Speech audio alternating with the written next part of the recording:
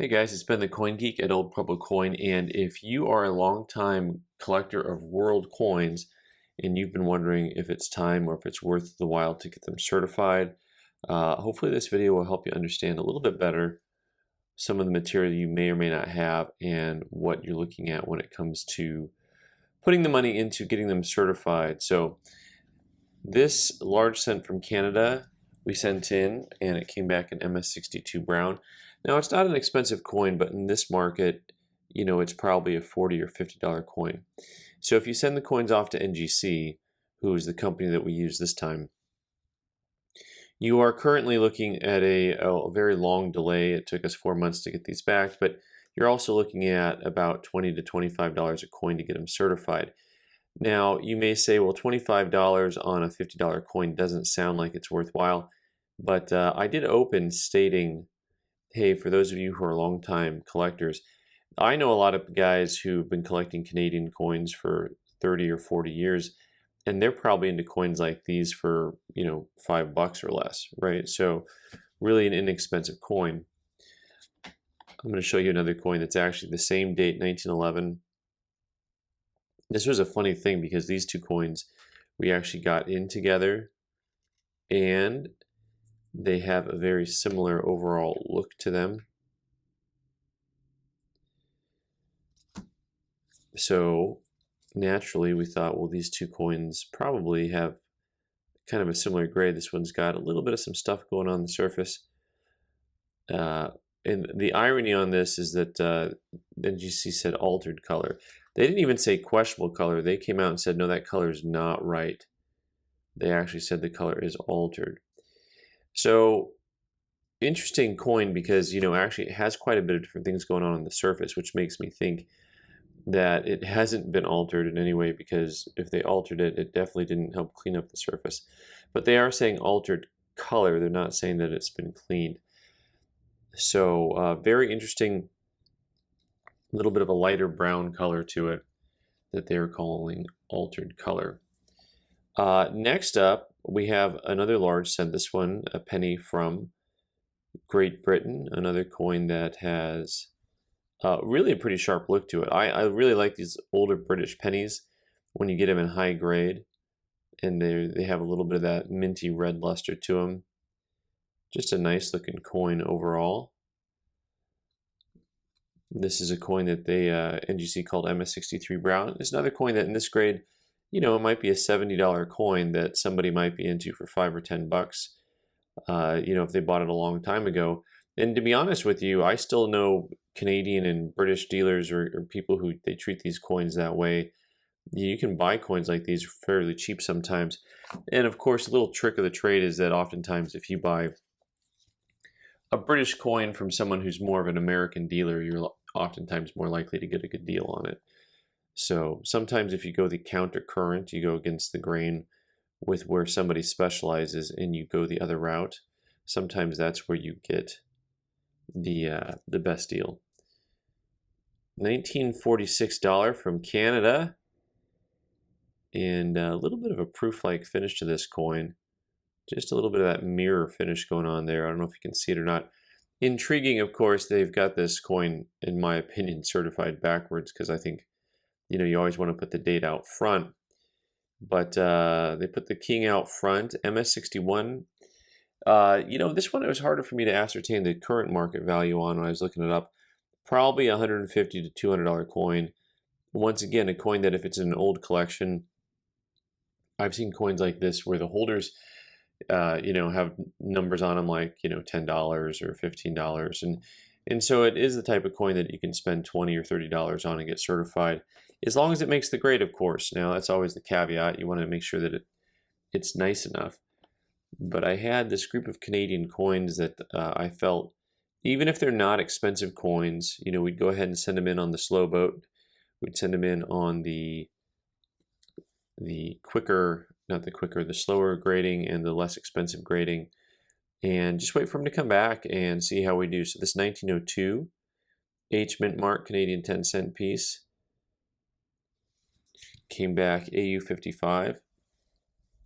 Another coin that's, probably in that $50 to $75 range, it looks like, but Also another coin that is worth getting certified if you're into it for not a lot of money. And in today's market, for collectors who are really just starting to put together certified sets, so U.S. coin collectors were really used to this, but there are a large series of world collectors that really hadn't quite got into the grading bug the same way that Americans had yet. In my opinion, when I see because a lot of the guys that I have that collect world coins, they like them raw. They'll still buy them just as is. There's a Canadian, this is 1902, also H mint mark, and this one is the quarter. Similar coin, I mean, if you look at the way these coins are very lustrous, but not completely lustrous. There's breaks throughout the luster on these coins. They come really flat, by the way. I mean, old King Edward over here, that whole top surface of his head, the center point above his ear, his beard doesn't generally have any detail even at the beginning, so the coins always look kind of flat. So it can be really deceptive on these Canadian coins, and that's why you got to look for those other hints of what are the high points that are left, like the lettering on the edges, where's the luster at, where's the luster not at.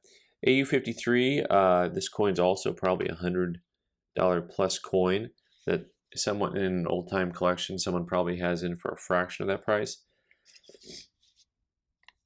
And now moving on to the market that is muy caliente, right? I mean, these guys, the Mexican market and these coins, this is one of my favorite coins, by the way, with the train on it.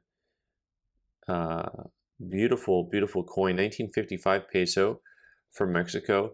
It's really interesting because the reverse is this really basic design and, very simple and straightforward.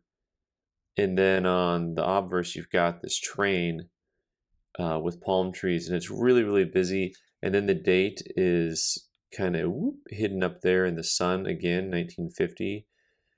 You got palm trees. There's a lot going on there.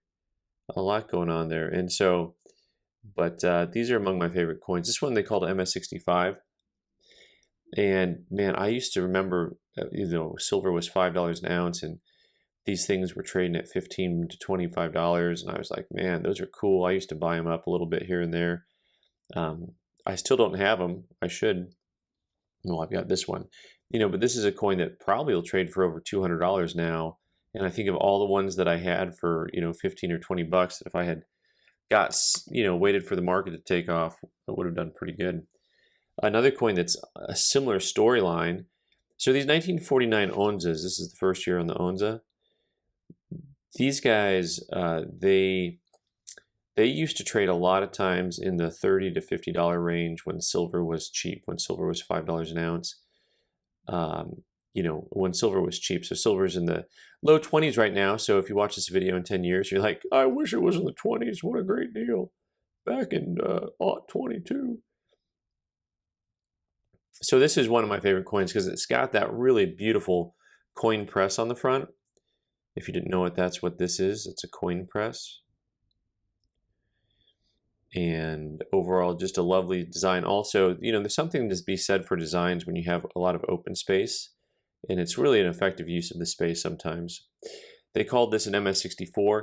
These coins that used to be $40 or $50 coins, this is probably a $150 plus coin. Mexico, Mexico, Mexico. So all you guys who collected Mexico for a long time and you used to buy these 8 reals and 1 pesos, coins like this one, you probably used to buy these for 15 to 25 bucks all day long. All day long. And now you can spend 25 bucks and get them slabbed. And then they come back mint state 61. And then all of a sudden they're a $100 plus coin. And I know some of you will tell me that these aren't rare. And I know what you mean, and you're talking in relative terms to other coins, but realistically, the 1 pesos and 8 reals are so much more scarce population-wise compared to like the U.S. Morgan dollar. Now, I know the collector is more rare also, but it doesn't take that many people to start moving into a market that's smaller to really affect the market. And overall, this is an attractive coin. So, if you're an old-time world coin collector, it may be time to dust off some of those coins and consider spending a little bit of money to get them certified and see what they look like in today's marketplace. All right, guys, thanks so much for watching. I've been the Coin Geek. You can subscribe by clicking on the button in the corner. watch more videos on the right side of the screen, and we also have memberships if you click on the link in face. All right, take care.